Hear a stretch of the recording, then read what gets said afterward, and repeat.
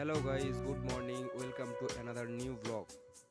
তো guys, first আগে আমি ব্রাশ করে নিলাম, ফটাফট ব্রাশ করে নিয়ে তারপরে সাইকেল দোকানের চাবি নিয়ে সাইকেল নিয়ে বেরিয়ে পড়লাম দোকান খোলার উদ্দেশ্যে। তো গাইজ, আজকে প্রচণ্ড কুয়াশা লেগেছিল চারিদিকে। গাইজ, এরপরে আমি শাটার খুলে নিলাম দোকানের।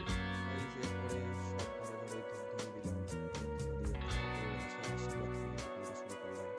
প্রত্যেক দিনের মতো আজকেও গাড়িটাকে একটু স্টার্ট করলাম, তো দেখছি গাড়িটা স্টার্ট হয়ে গেল আজকে হঠাৎ করে। প্রত্যেক দিনের মতো আজকে আবার ট্রাক্টরটাও স্টার্ট করলাম, তো দেখছি ট্রাক্টরটা একবারে স্টার্ট হয়ে গেল, জানি না কী হয়েছে।